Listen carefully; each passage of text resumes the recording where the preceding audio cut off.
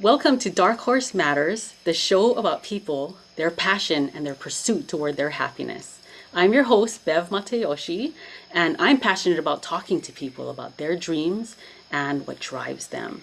So if you're just tuning in, don't forget to like and subscribe, hit that notification bell because you never know, you could hear a story that inspires you to be the next person to take action and go after your dreams. So today's guest, I've worked with for a few years now. I respect this man so much. He's an incredible teacher and coach and mentor. And he works for a company, a Fortune 500 company called Fortune Management. He helps dental offices and healthcare practices take their businesses to the next level using life-changing communication skills. And I have personally gone through his program and really experienced, the valuable impact it has made, not only in my professional life, but in my personal life as well. So I asked Jon to come on our show today to share his journey about his growth and development and his outlook for the future. So please give a warm welcome to Jon Harris. This is my money tambourine. Do you like I like it. I figure I don't have a drum set, so I can do a drum roll, so I have a money tambourine. Right, right. Thank you so much, Jon, for coming onto my show. I You're appreciate it. very welcome. You're very welcome. I appreciate you having me. I'm excited. So, Jon, tell me, like, tell the audience, like, a little bit about yourself. Like, where are you from? I'm from a small town in southern Middle Tennessee called Tullahoma. Not too many people are familiar with that, but they are pretty familiar with Jack Daniels. And Jack Daniels is made right down the road from us. Jack Daniels actually employs a very large percentage of our town. Um, but born and raised there, I moved to Chattanooga for college. I can't remember the year 2001, I think. Um, Fell into a career with Fedex and had a lot of success there. They moved me out to Johnson City. Um, I moved out there, was with them, managed a station out there for several years before transitioning and changing my career and coming over to Fortune about 10, 11 years ago. Tennessee, I've never been there yet. I feel like, wait, what part of Tennessee? I'm sorry. Southern Middle Tennessee. You're not missing anything. The only thing that we have that most other places don't have is humidity. Oh, well, Hawaii has that. That's where I'm from. Oh But yeah, why? I bet it does. Yeah. yeah, well, I mean, I guess when I think of Tennessee, I think of Nashville or Mm. Graceland or Yep. Dollywood. Yep. Yep. That's all there. Yeah. You got country So music, Elvis and Dolly Parton. yeah, I definitely have to go check that out as a tourist. I haven't really been anywhere yet, and I've lived on the East Coast here for like 6 years now. It's Mhm. crazy. Mhm. So, Jon, what's your family like? Did you come from a family that was, I mean, you're in the fortune game now, but did you come from a family that, kind of knew their way around fortune and money? Uh, no. I'm one of the fortunate few who my parents, have been together my whole life. I've had both of them, you know, um, my whole life. So I'm very fortunate there, very grateful to have that because I know a lot of people, you know, had to sacrifice early on. Whether that be the loss of one of their parents or just separation. But I was very fortunate there. Uh, Neither of my parents came from college education. My father was in sales. All the As long as I've known him, he's been a hustler. Just kind of in sales and making deals and doing a variety of different things. My mom was pretty stable. She worked in a dental lab for many years. Worked in an attorney's office for many years doing the bookkeeping. Fairly low income. And when We didn't have a lot growing up. Um, didn't have much, but we had everything that we needed, right? And so we were never the ones with the cool clothes and that kind of stuff in school. Um, I think the necessity for us to develop somewhat of a personality, kind of was kind of there. Unfortunately, I didn't learn that lesson.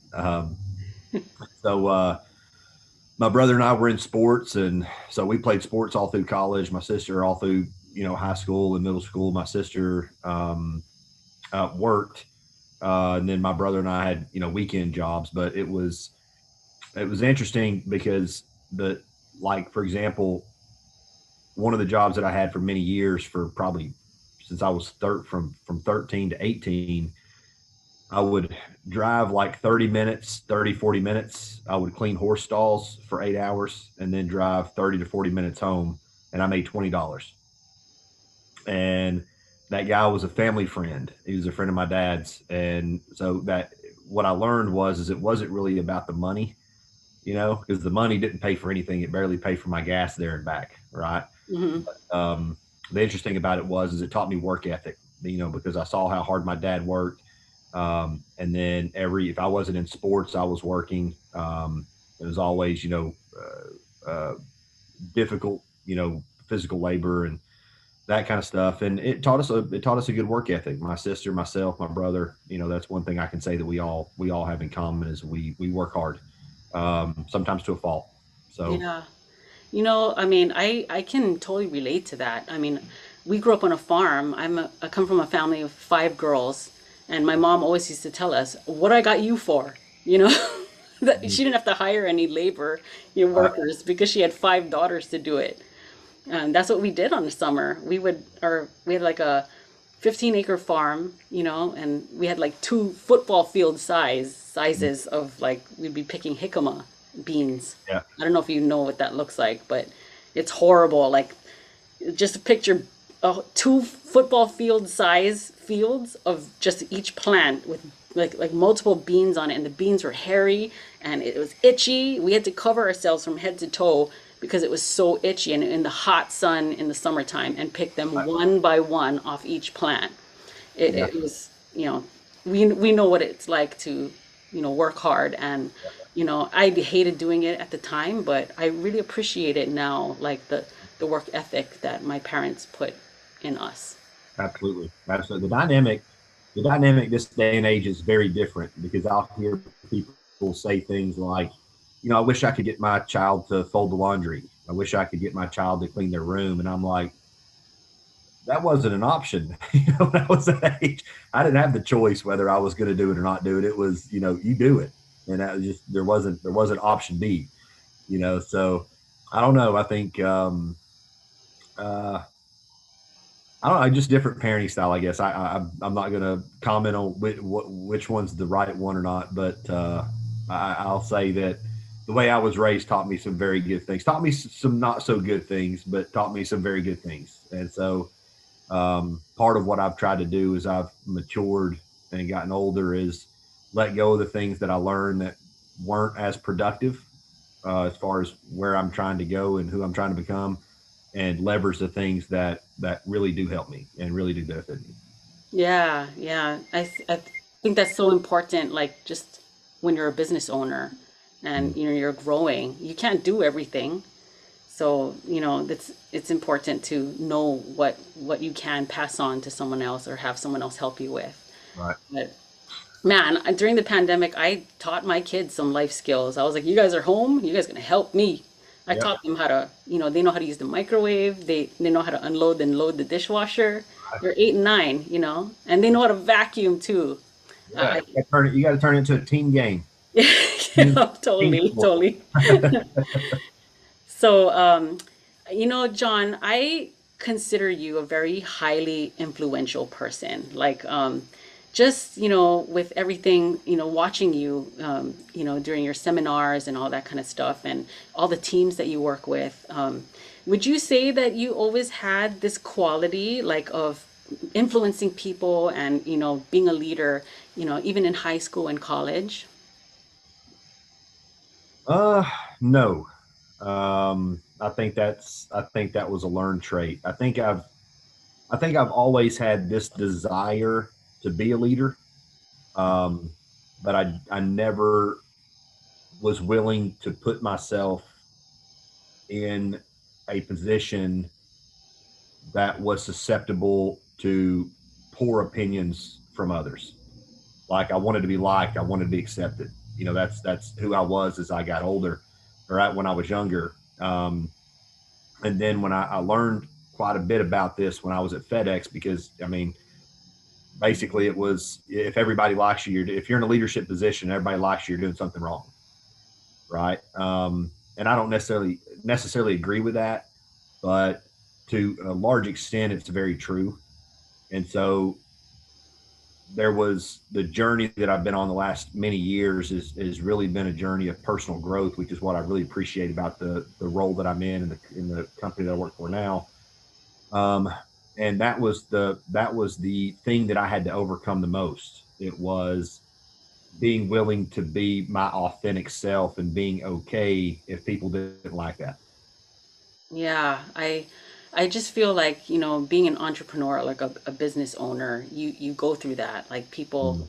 because I mean, you have to go through a whole lot of rejections and, people not agreeing with what you're doing, all the judgment, and you build some mental toughness and thick skin. And man, I just feel like it's rewarding though. Like once you get through it and you can push through and you succeed, like it feels so rewarding and just feels good. Right. Right. So I think a lot of that also came from my spiritual growth because I'm not trying to live my life in a way that makes other men or other women or other people. I'm not trying to live my life in a way that's satisfactory to other people. I'm trying to live my life in a way that's satisfactory to God. And as long as I feel like I'm doing that, then the opinions of other people is really irrelevant. Really. And what I've learned is that the more I learn to accept who I am, the more other people kind of reciprocated. So I became the more I liked myself, the more other people liked me. You know, and it was like, well, this is interesting. Yes, I expected. I absolutely, it's all about, you know, it, I don't know, it's for me, it's like just growing up, like that was such a huge thing. It was such a big thing, just wanting to be accepted and liked. But I feel like now and I don't know if it's just me being a grown up now, like just accepting myself for who I am and actually just being aware of my emotions, just for myself, not according to like what other people think. Right. It's just something different that I've learned recently, and Mhm. it's just been helping me grow so much. And I don't know if that's common. I don't know if other people's lives were similar to mine in that, you know, growing up, it was kind of like, how do I fit in? You know, who do I have to be to fit in? And it was kind of like all through middle school and high school, you're pretending to be this person that you're really not, just so people like it and people are accepting of it. Um, and so it was as I got older and became more comfortable with who I was and just was okay. You know, I had that a different level of confidence. Um, it was interesting. It's kind of like if you want to be outstanding, you have to stand out. You know, so the goal shouldn't be to fit in. Hmm. The goal shouldn't be to be like everybody else. God didn't create us all the same for a reason. You know, it'd be pretty boring if everybody was identical. You know, there's a reason that we're different, and I think there's power in diversity. And so rather than, you know, trying to hide what makes you different and try to fit in, you ought to be embracing what makes you different and standing out. You know, that's what makes you memorable. That's what makes you remarkable. Right, right.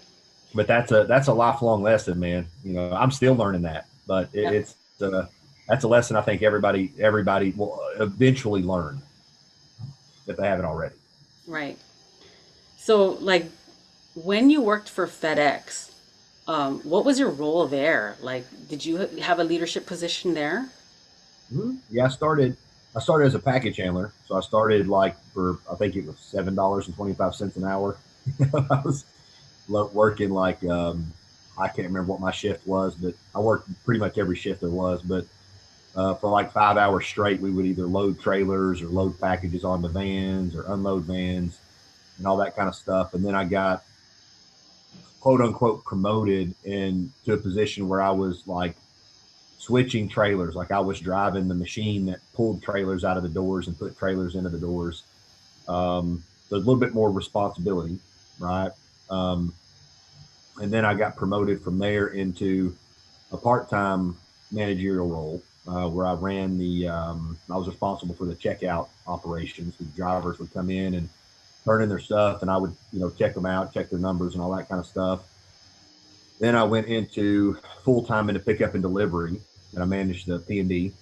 And then from there, I got promoted out to Johnson City, where I more or less ran the station out there for several years. Had a lot of success out there, and got recruited to be part of a kind of a quality action team where I made a lot of changes in that building that worked out very well, and it really turned the performance of that station in the right direction.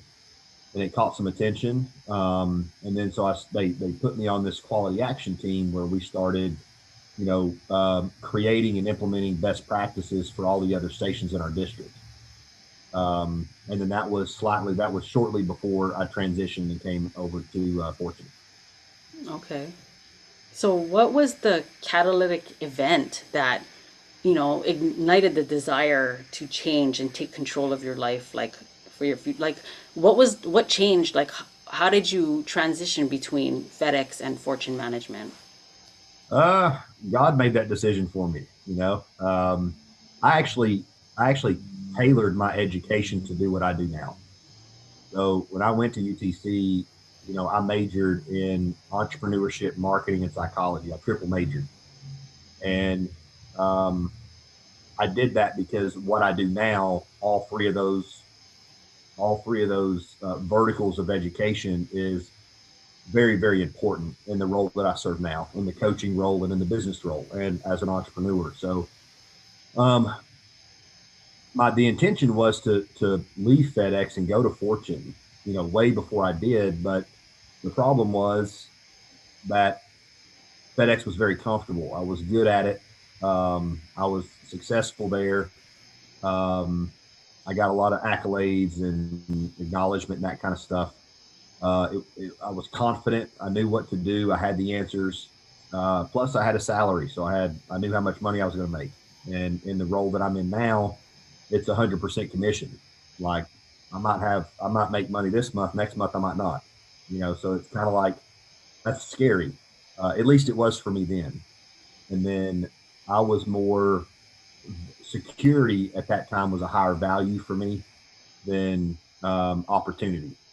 And Hmm. so now opportunity is much higher. But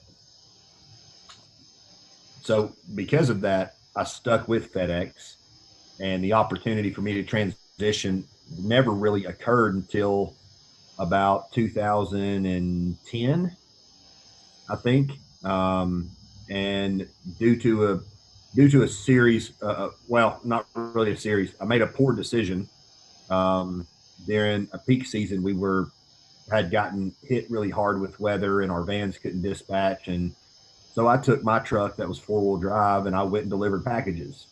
And unfortunately, when I did that, my intention was we had these packages. It was Christmas presents. Kids are waiting on toys. I want to make sure people get their stuff. Um, but unfortunately, when I did that, I violated a handful of policies that shouldn't have been violated, and therefore I got terminated. And so that was really unexpected. I wasn't in a position at that time to transition financially. Even though I was making really good money, I was still living paycheck to paycheck. Right. So if I made X dollars, I spent X dollars. Right. Right. And so when that occurred, it taught me a very valuable lesson, and it was don't let this happen again. Not the changing careers. It's okay if that happens, but you don't need to be caught financially in a position like this again. You need to do something about this, and that really inspired me to learn what I needed to learn from a financial standpoint to protect myself, short, intermediate, and long term. Plus, because I was not in the best position, I liquidated a chunk of my 401k, and so that set me back in terms of retirement. So not only did I need to learn how to protect myself financially, now I also need to learn how to accelerate the growth, of my retirement options, um, so that I'm able to do what I need to do long term. Right. So it was an experience for sure. Very uncomfortable, very hard. I was homeless for about 6 months, 6 to 12 months. Um, I can remember when I was building my fortune business, I couldn't afford hotel rooms. And so I would, drive to Knoxville to go cold call and make sales calls and that kind of stuff. I would drive to a city and I would park, when I was done for the day, I would park in the Gold's Gym parking lot. And because I had a Gold's Gym membership for $15 a month. And then I could sleep in my truck and then go in and use the shower and shave and do all that stuff at Gold's Gym in the morning and then go, do sales calls all day. And so that was about probably 2 years I spent doing that, 1 or 2 years. Um, it was hard. It was a very difficult period. I struggled with depression a little bit during that period. Really, my self confidence and self esteem probably at an all time low during that period. But fortunately, I've got family. I've got people that care about me, and people that support me. And over the course of 2 or 3 years, I started to actually my book of business started to evolve, and then that has progressed into where I am now. So it was challenging, but it's been rewarding. And if I had to do it over again, I don't think I would do it any different. And everything that you just said, like the story that you just told, it sounds so familiar to so many people out there right now because of, the pandemic, and a lot of people lost their jobs, like it just, I'm sure like a lot of people can relate to what you went through, you know. I can't believe you did that for that long though. That's crazy. It's Yeah, well, crazy. it was kind of like it's an eat what you kill business. So if you've got to learn to be resourceful, when you're in that position. So I don't think for me, and I hope other people aren't the same way, but for me, when I got fired, that was like the end of the world. That was like the worst possible thing that could have happened. Like I saw FedEx potentially being my future, right? Like I had my sights set on being CEO, right? As unrealistic as that sounds, that's what my vision was. Like I wanted to rise to the top, climb the corporate ladder. And when I got fired, that was such that had such an impact on my ego that it crushed me. And so my self confidence, I lost faith. Spiritually, I hit the rock bottom. I was just in a bad place. And if I had reframed that, if I had framed that a little differently in my mind, I don't think it would have been as difficult for me to build my business that I had now. I think I would have had a lot more success early on.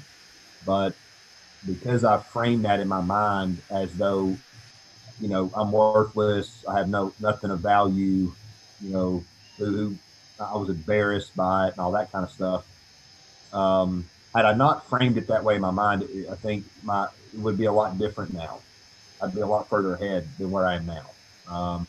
So if there's anything anybody can take away from that experience, and people have heard this said, but I'm telling you from experience, it's 100% accurate, and that is, and everybody's heard this quote, but that is, a measure of a man is not who he is in moments of triumph or moments of failure. It's in how he responds. So it's not whether or not you get knocked down; it's how you respond, right? Right. And Like how so you pick yourself back up, right? correct. And that's the only thing that I would change about that period of time in my life. It's not that it happened. It's one of the best things that's ever happened to me. If I had to choose between being where I am now and still being with FedEx, I choose being where I am now. But I couldn't have gotten here had I not gone through that. So I wouldn't change that happened, but I would absolutely change how I responded to it. Right, right. Man, your business, like Reagan, your sister, she is. I just love that woman. She is such a fireball and just an amazing, amazing speaker. And Was she the one who introduced fortune management to you? Yeah, she and I have always been real close. Well, since since she got into high school. When she was in middle school, we weren't too close. But when she got into high school, she and I started to develop a relationship, and it has grown since then. And I would have to say she's my best friend. Her, my mother, probably my best friends. Um, and I used to, when I would come home from Chattanooga, I would hang out at her house. This is before she got married and had kids. When I come home from school, she went to MTSU, which she could commute in Tullahoma, and I lived in Chattanooga. So I would come home from school and I would hang out with her all weekend. And I can remember, like when you get engaged in a conversation with someone and it's one of those like really like intellectually stimulating and satisfying conversations, you're like, I want to have more conversations like this. Practically every conversation she and I have is like that. That's And cool. I can remember I was sitting in the chair, she was sitting on the couch, and we were talking, and we were talking about a book called Power versus Force, and it's a phenomenal book. And as we were talking about it, I said, "Is this what you do for a living?" And she says, "What do you mean?" And she said, "You just go around and talk about this stuff." And she was like, "More or less."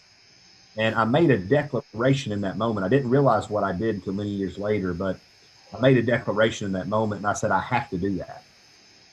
And when I made that declaration, I set in motion the series of events that would ultimately come to fruition and put me where I am today.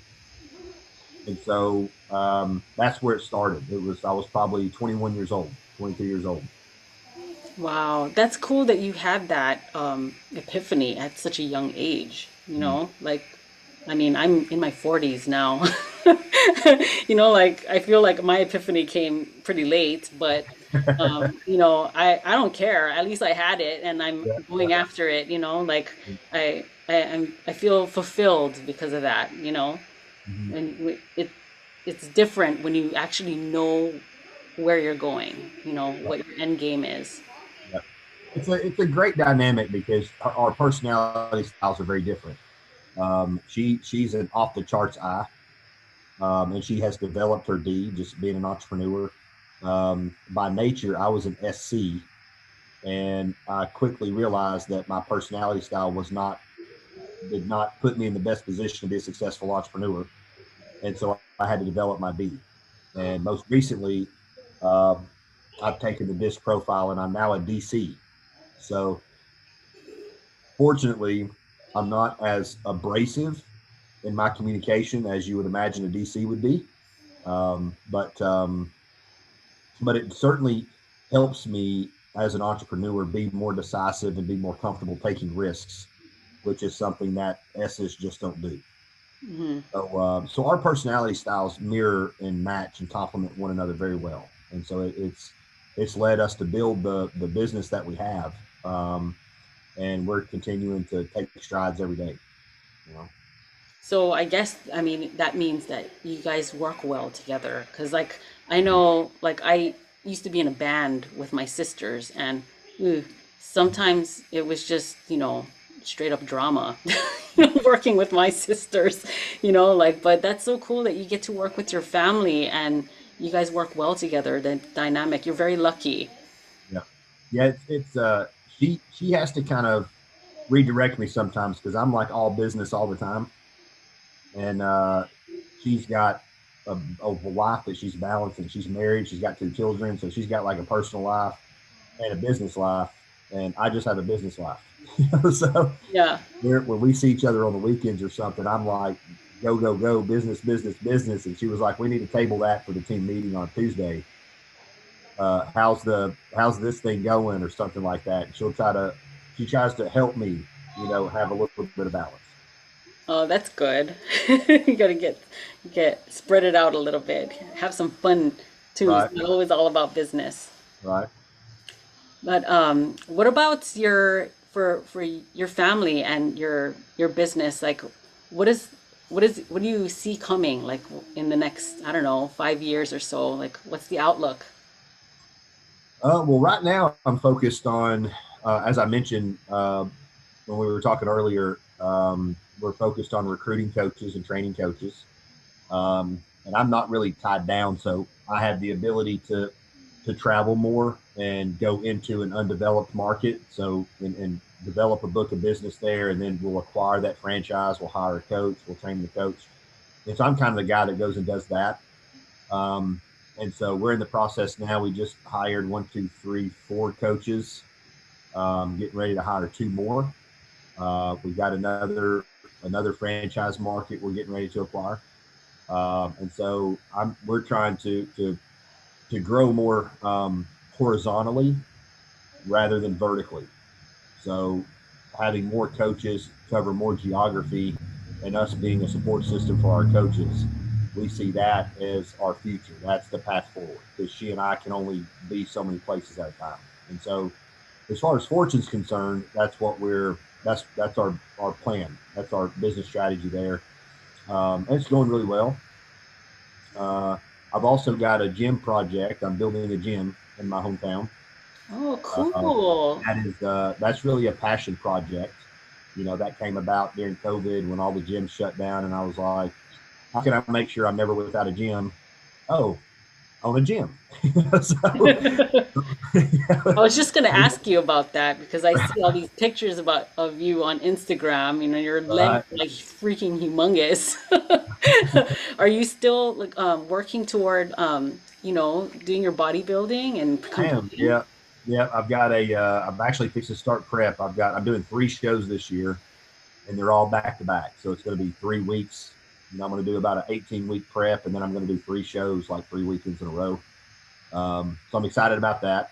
And still train, you know, do my training. Just ate one of my meals right before this podcast. I'm still doing the nutrition and doing my training. And when everything shut down, I was fortunate enough that the guy that owns my home gym kind of let me in the back door.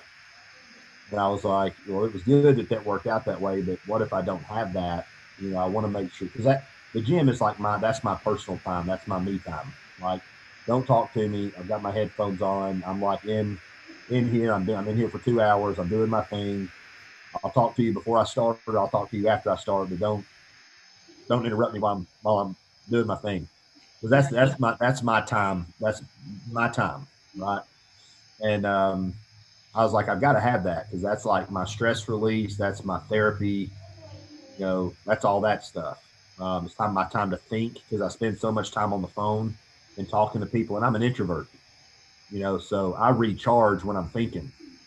Not when I'm talking, and so that time is important to me to have that, to just collect my thoughts and think and all that kind of stuff. And then I was like, how can I make sure that I always have this to do? And I was like, well, let's own a gym. And so the guys that own my gym approached me about buying it, and we went back and forth several times. Long story short, we were unable to reach an agreement. And so I was like, okay, well, I still want a gym, so I'll just start one. And so that has led me to where I am now. We're breaking ground, building a building from scratch. I've got the equipment being manufactured, and we're looking at opening sometime mid-April. That's exciting, John. I'm so happy for you. I'm too. I hope to get to train in it one time before my show, like sometime during prep. I want to be able to like go in there and work out. But yeah, I'm really excited about it. I've been in the gym since I was 13 years old.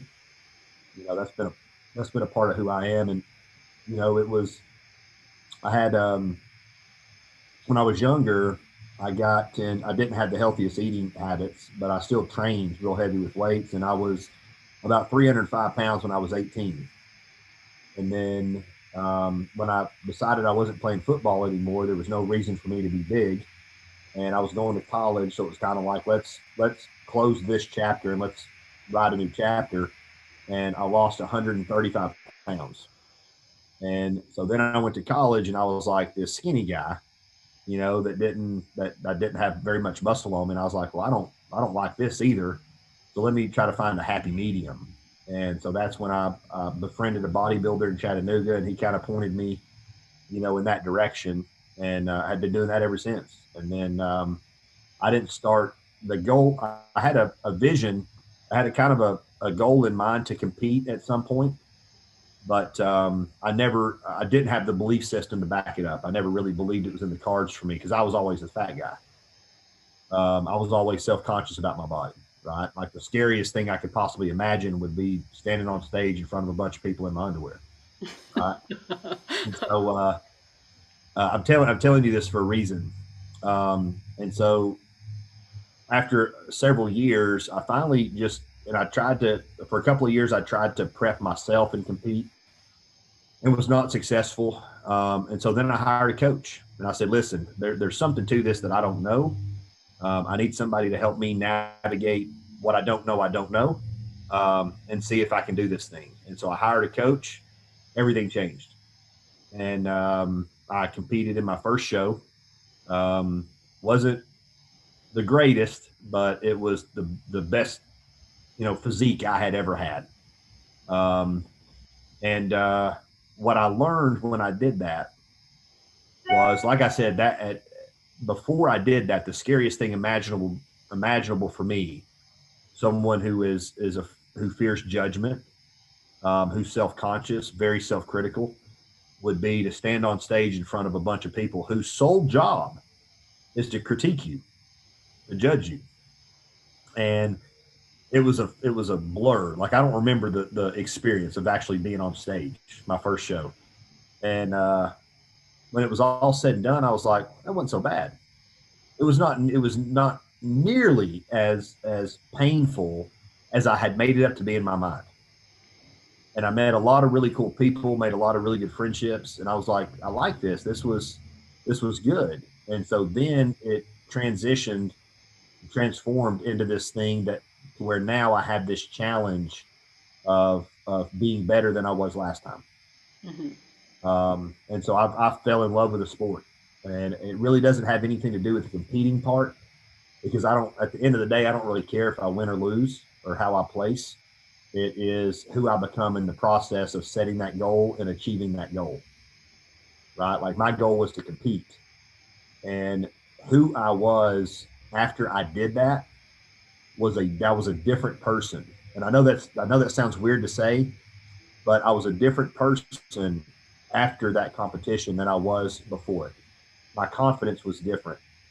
My self respect, my self esteem, that it was all very elevated compared to where it was. Not cocky, but just confident. Like I was like, I told myself I was going to do this thing, and I did it, and here we are. Right. And so what I learned was I think that's where confidence comes from. I think the recipe for confidence is telling yourself you're going to do something and then doing it. Making promises to yourself and keeping your Bingo, promise. bingo. Because Right. now I can count on myself. I can count on myself to do what I say I'm going to do. Yep. And then after you reach that goal, you're like, okay, you get stretched now. Like, Yeah, what are you going to do next? What are you going to do next? yeah. Because if you think about it, how often does somebody say, January 1st, I'm going to lose weight? And then 2 weeks later, they quit the gym and they don't go back. Yeah, huh? Right? That pattern of behavior that diminishes confidence. If I can't count on myself to do what I say I'm going to do, then I'm not going to be confident in that. If I can't count on it. I mean, that's what confidence is. It's certainty. I'm certain it's going to be this way. But if I can't count on myself to do what I say I'm going to do, there's no certainty there. So I think even small victories, even if I say I'm going to lose 1 pound and then I'm going to lose two, if I say I'm going to do this or I say I'm going to do that, making myself do it, and all of those little small victories, no matter how small they are, they grow into what will inevitably become more self confidence. Right. And just giving up. Like, if you make a habit of giving up, like, I mean, it becomes a habit. If you let yourself give up, it becomes a habit. And then it's easy to just give up. Ah, I can't do that. I'll just give up. Like, and people do that all Right. the time. People do that all the Yeah, it's what time. Michael Jordan said. Michael Jordan said, "Never quit," because if you do it once, makes it easier to become a habit. Makes it easier to do it again, and it becomes Right. a habit. Right. So um, So yeah, I mean it's a challenging sport because it's 24/7, 365. Like there's never an off period. Yeah, I don't know how you do it, man. I just, it blows my mind the amount of discipline you need to do that, especially with you, what you do in your business, all the traveling you have to do, and then you do that bodybuilding on top of that. I mean, you got to be a little bit crazy. Well, Just a I little. look at it. Sometimes I think sometimes I think so. But then I compare myself to people who don't have what I have. You know, they're trying to work and go to the gym and they don't have a car. You know, or they don't have the money to get a hotel, or they don't have the money to pay for a gym membership, or you know, there are I'm in a very good place compared to a lot of people. You know what I mean? Like I have no reason to complain. I have no excuses. There's nothing I could possibly say that would justify, you know, me thinking that what I do is hard, you know. That's a really good way to look at it if, you start making excuses. There's so many people out there that are doing it and they don't have what you have. Like every time I feel like, I want to make excuses, I'm going to think about that. It's going to make me. There's there's a great quote that I love, and I say this to myself all the time, and it is there's always somebody out there doing more than you with less than you, or doing more than you're doing with less than you have. Right, right. That's a good way to look at it. I'm going to remember that. And every time I'm being weak, I don't want to, make all kinds of excuses. That's a really good way to look at it. Man, so I was thinking like with, your business and with this bodybuilding passion of yours, like how do you hope to inspire other people with what you're doing? Um, I think where inspiration comes from. There's a great poem by Marianne Williamson called "Our Deepest Fear," and so like I think my goal in life is, now it's going to sound kind of cliche, but my goal in life is to be who God created and intended me to be. And that's very uncomfortable. That's not an easy thing to do because everything that we've learned from the moment of birth tells us the exact opposite, right? It's like it's not the water around the ship, it's the water that gets in that sinks the ship. Hmm. Okay. Well, when we were brought into this world, um, there's a great phrase that says, "For the spirit God gave you does not make us timid, but gives us power, love, and self discipline." And so that resonates with me very much because what that tells me is that when we came into this world, our state, our spirit was power, love, and self discipline. But what we've learned since we've been here is depression, stress, anxiety, fear, anger. You know what I mean? We've learned the exact opposite. And so if if if I want to pursue and attain my destiny, I want to pursue and attain what I'm intended to attain, I can't do that unless I come from power, love, and self discipline. And so it's kind of like this process of scooping the salt water out along the way because that water, you know, makes us veer off course a little bit. And so oftentimes I'll ask myself, that's my bold statement is the spirit God gave us does not make us timid, but gives us power, love, and self-discipline. And anytime that I'm feeling anxious or fearful, you know, I'll repeat that to myself over and over again. And what it reminds me of is that that's who I really am, that this anxiety that I'm feeling or this fear that I'm feeling, that's a lie. That's not real. What's real is power, love, and self-discipline. And I think by choosing to be that, it gives other people permission. It shows other people that it can be done. And it gives other people permission to do the same, which is exactly what Marianne Williamson's poem says. It says, when we are liberated from our own fear, our presence automatically liberates others. And I think experiencing that, like being liberated of your own fear, we call that inspiration. We call that I'm inspired, right? So it's not so much that my intention is to inspire people. It's more my intention is to be who I feel like I was created to be.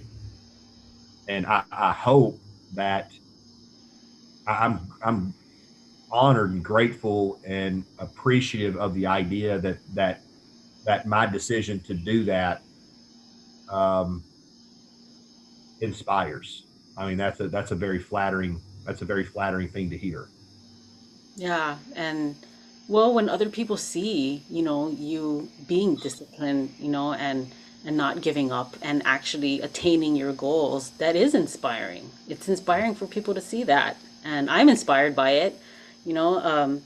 So I'm so grateful that you took the time to come on this show and talk to me today because I just wanted to tell you that like I've learned so much from you, and just the growth, in the short time that we had together.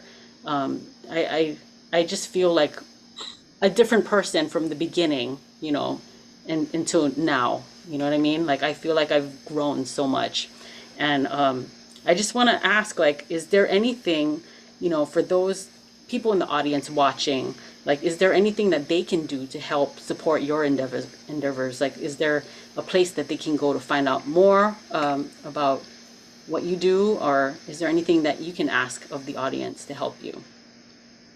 Um, yeah, I would say not necessarily anything for me, but I would encourage anyone listening to this to do a couple of things. Um, just take my word for it and accept who you are, okay, and be okay with that. And if you're not okay with that, then find out what would have to happen for you to be okay with that and go do that. Like if I'm not confident in who I am or I don't like who I am, why not?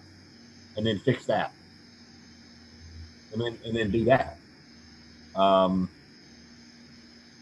and then I would just say to remember who you were created to be, right? Remember who you came in this world as, not what this world has taught you, not what other people have told you you are, or what this world or society has taught you you are.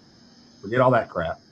Know who you are, right? And you are courage, power, strength, love, self discipline. That's who we are. And go be that. Right. And be true to yourself every Bingo. day. Absolutely. Right. So thank you so much, Jon. I really appreciate, all the value you've brought to your clients' lives and my life professionally and personally. I appreciate you so much. So much. Well, thank you for that. I appreciate that's fantastic, amazing compliment. So thanks again for joining us on Dark Horse Matters, the show about people, passions, and their pursuit toward their happiness. If you enjoyed the show, please don't forget to like and subscribe. And I'm super grateful for your support in growing our passions. So until next week, be passionate.